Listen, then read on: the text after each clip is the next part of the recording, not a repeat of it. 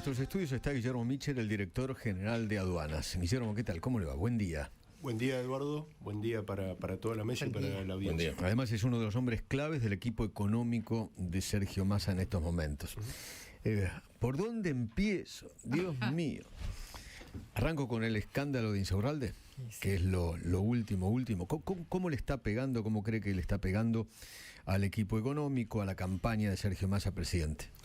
Mire, me gustaría un poco marcar y destacar la decisión que tomó el ministro. Hizo un planteo, a la salida del debate planteó su visión, y ya se tomaron decisiones. Renunció incluso, además de la jefatura de gabinete,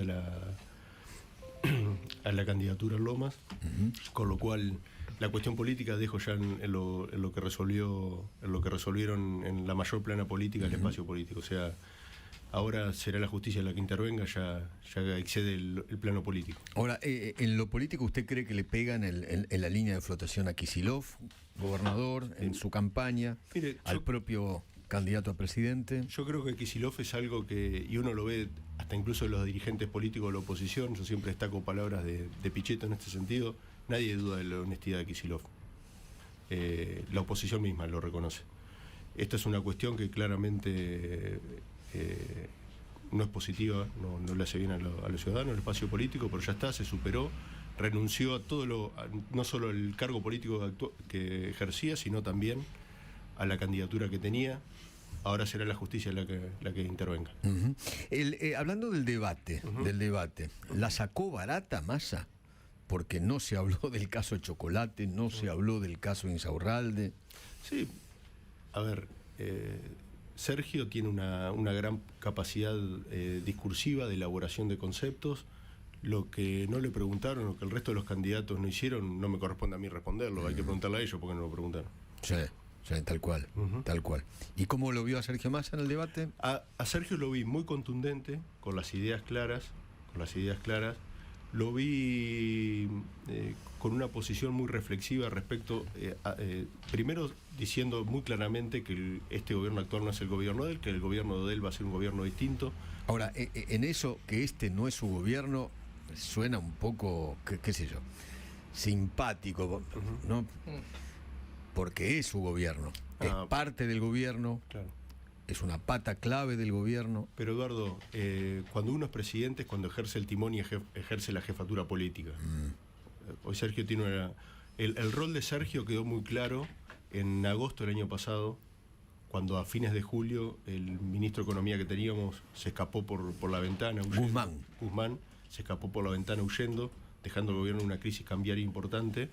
Y Sergio se hizo cargo del fierro caliente. No lo digo yo, lo dicen los intendentes de nuestro espacio, de que estaba el helicóptero.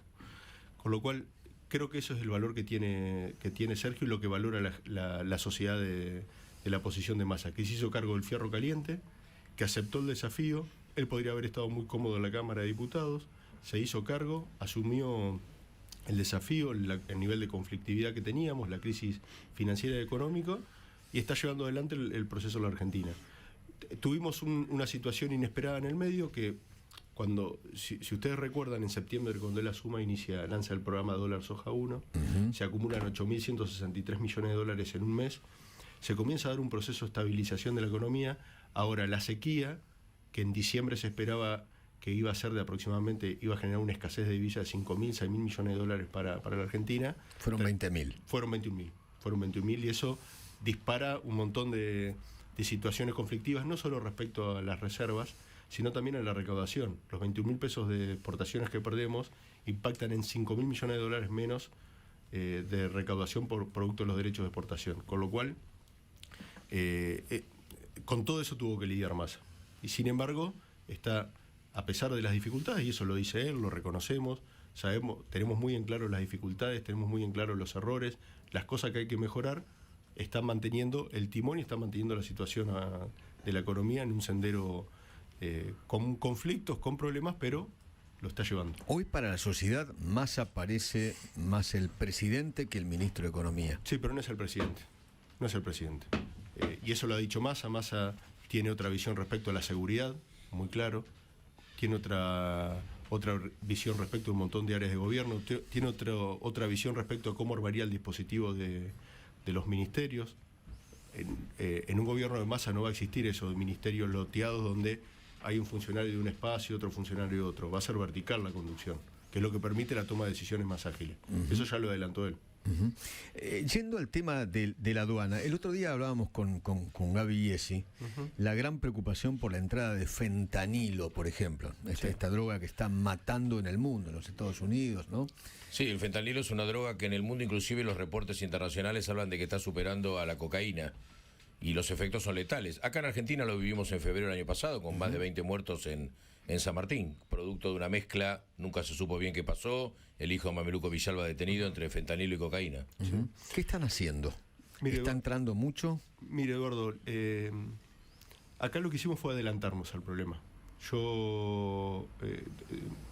Nosotros intercambiamos información constantemente y opiniones con otros administradores de aduana del mundo.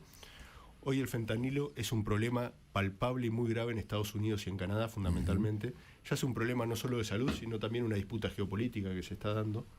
Y en nuestro país lo que nosotros queremos evitar desde la aduana, y acá tuve una instrucción clara del ministro Massa, es que no ocurra otro caso como ocurrió tal vez con otras cuestiones en nuestro país.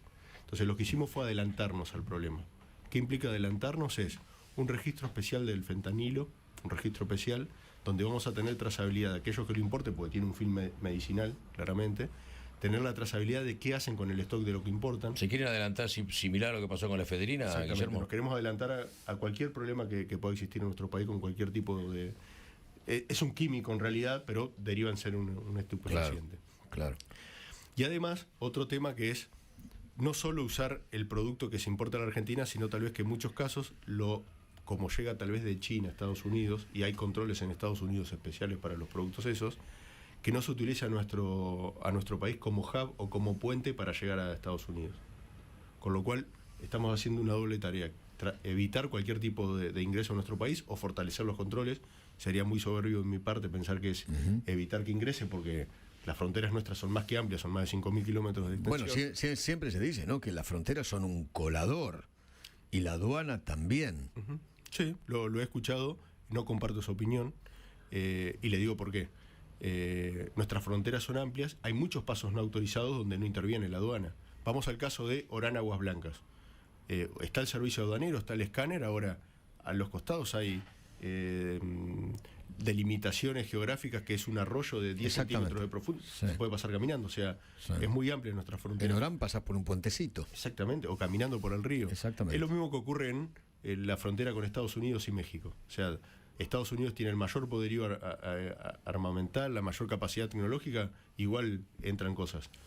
Es muy difícil controlar el 100% de las cosas, obviamente. ¿Qué hacemos nosotros y qué fortalecemos? Sí, controlar todos los pasos autorizados y dotar de tecnología. La aduana, después de más de 12 años, incorporó 5 nuevos escáneres de camión. Son los escáneres de contenedores grandes. Está incorporando un escáner de arco para la terminal Exolgan e incorporó 25 escáneres de última generación para Ezeiza. Aprovechando el tema del narcotráfico que estamos tratando, Rosario vive una situación de narcotráfico, crimen organizado, muertes muy, muy complicada en los últimos años. Ha habido muchos procedimientos que delimitaron o que marcaron que a través del puerto de Rosario se exportaba droga en forma ilegal, por supuesto. ¿Qué se ha hecho en los últimos años en el puerto de Rosario? Mire, ahí sí tomamos una decisión que resultó poco simpática para los operadores del comercio exterior, porque para mí ha dado muy buenos resultados, le ha dado buenos resultados no solo a la aduana, sino al país.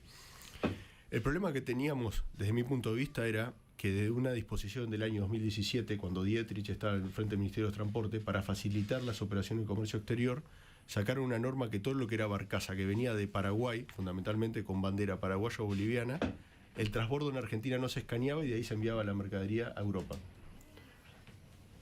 Obviamente las organizaciones criminales, sabiendo de esto, sí, claro, empezaron a contaminar la carga en nuestro puerto. Venía contaminada el puerto de Paraguay porque no se escaneaba.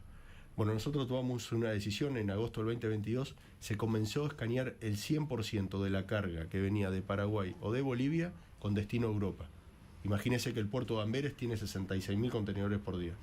Desde que eso ocurrió, no llegó ninguna carga contaminada desde Argentina a Europa. A Europa. llegó un barco con una contaminación del famoso rip-off, que es cuando está en el mar el barco, se tira el gancho ciego y se sube la carga. O ahora hubo una operación donde hubo un buzo táctico en un puerto de Brasil, donde se incluyó la mercadería. Pero carga contaminada, o que venía contaminada y que no se escaneó a transbordo, no llegó ninguna. Justamente por escanear la carga. Hablando de contenedores, ¿qué de la famosa mafia de los contenedores? Bueno, ¿En qué punto está? Causa que tenía el doctor Aguinsky, ¿no? Marcelo Aguinsky, sí, señor. El doctor Aguinsky, el miércoles de la semana pasada, a las 12 del mediodía, realizamos la verificación del último contenedor, creo, si no recuerdo mal, 1.261 contenedores fue el total de lo que estuvo en el marco de esa causa. Se terminó de donar la última mercadería, fue una donación de más de 250 millones de dólares, y en esto yo quiero resaltar la importancia del trabajo conjunto con la justicia y con las fuerzas de seguridad que dieron el apoyo logístico a esto. Toda esa mercadería que tal vez antes se terminaba pudriendo o quedando sin efecto en los depósitos, no se llegaba a utilizar, por la gran tarea del doctor Aguinsky, que además, acá hay algo que usted lo va a entender como abogado, que es el tema fraude marcario. Las marcas solicitan de que la mercadería no se ponga a disposición de la gente porque se puede vender con fraude marcario. ¿Era mucho textil? Mucho textil y zapatillas y vestimenta. Entonces, o sea, marcas truchas, sí, digamos. Exactamente. Trucharon las marcas. El doctor Aguinsky llevó adelante un proceso donde, creo yo, sacó un leading case en la materia, que es la conformidad de las marcas de... Acá, en definitiva, lo que había eran dos derechos. El derecho de las marcas de su propiedad intelectual o el derecho de los sectores vulnerables de acceder a vestimenta y zapatillas. Hizo privilegiar este derecho por encima del otro y se pudo poner a disposición de toda la gente la mercadería. O sea, las propias marcas dijeron, ok, háganlo igual. Exacto. Todo en el marco del proceso judicial con trazabilidad y resguardando de que eso no llegue a la venta en 11, por ejemplo, ¿no? Usted, además, dentro del equipo económico, usted controla la mesa de los precios. Ahí tenemos un trabajo de trazabilidad que las misiones y funciones son de la Secretaría de Comercio. Nosotros con AFIP asistimos con toda la información y estamos trabajando sobre algunos sectores. Sí. ¿Para qué controlan los precios? Si desde el código de Hammurabi para aquí nunca sirvió el control de precios. Bueno, me gustaría separar por tipo de producto. Hay productos, hay bienes donde tal vez la trazabilidad y el control de los productos es más fácil de llevar adelante. Combustibles, donde se hizo un congelamiento cero y uno puede ir verificando fácilmente, medicamentos que tienen la trazabilidad, y hay otros productos que en parte coincido con usted que es más difícil, por ejemplo, productos masivos. Nosotros, sabiendo esa dificultad, el ministro Massa tomó una decisión muy importante y yo creo trascendente y que vino para quedarse, que es, en vez de decir sobre la oferta, subsidiar la demanda, que es la devolución de IVA.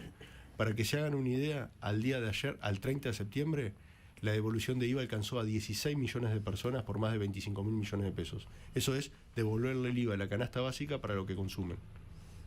Para de alguna manera llegar efectivamente al consumidor y darle un alivio en el bolsillo al consumidor. O sea, yo voy, compro este agua y me devuelven el IVA del agua que compré. Ya depende. El agua es así porque tiene IVA. El agua común, por ejemplo, no tiene IVA. Pero igual se devuelve... La leche. Sí. Bueno, tiene un porcentaje que se devuelve, por supuesto. Ya se le devolvió a 16 millones de personas por 25.000 millones de pesos en 13 días. Que es una crítica que se hacía al sistema tributario, porque pagaba el mismo IVA sobre este vaso una persona de alto poder adquisitivo que una persona vulnerable. Eso es algo muy importante. Le agradezco mucho haber venido, Guillermo. Bueno, le agradezco la invitación, Eduardo, y a toda la mesa también. Gracias. No, le tengo que agradecer algo, sí, antes de despedirlo. Porque usted se ocupó, creo que fue un oyente, ¿no? Que tuvo un problema con una oyente. Una madre, la madre de un chico. La madre de un chico que tenía un problema con una silla de una silla de ruedas, sí, ¿no? Y creo que fue su mamá que escuchó el testimonio. Mi mamá escucha la radio en Gualeguaychú. Y lo retó. Están hablando de vos, nene. Claro, me mandó un mensaje y me dice, escuchame una cosa, te está criticando Feynman porque no estás resolviendo el tema de la aduana de un chico. Entonces ahí me comuniqué rápidamente. En realidad yo les toca agradecer porque, a ver, uno a veces como funcionario, yo entiendo que resulta más lindo para los funcionarios decir nos ocupamos de el control internacional del contrabando, todo, sí, y por ahí perdemos de vista las cosas que son importantes para la gente. Los problemas de la gente, los cotidianos, del metro cuadrado. Y eso es un error que cometemos la mayoría de los funcionarios, y a veces una madre, como el caso mío, te pone los pies sobre la tierra y dice de lo que te tenés que ocupar. Nene, tenés claro. Me reté un poco. Lo que sí yo les agradezco a ustedes porque a partir de esa iniciativa pusimos en funcionamiento la mesa sanitaria. Llevamos hoy más de 1.800 tickets o situaciones resueltas, son un promedio de 3 por día, y tenemos un canal verde que todas las cuestiones de emergencia sanitaria se resuelven en el día 24 o depende de la dificultad 48 horas. Pero creo que es algo también que vino para crearse, ya le dimos un marco institucional y la verdad es una vergüenza. Porque la gente no puede esperar la burocracia ni de la aduana ni de lo que sea. No, vuelvo a decir, nos tenemos que hacer cargo como funcionarios de esas cosas no pueden volver a ocurrir, los temas de salud se tienen que resolver en el acto. Totalmente. Le agradezco mucho. Bueno, gracias. gracias. Saludos a su mamá. Bueno, gracias.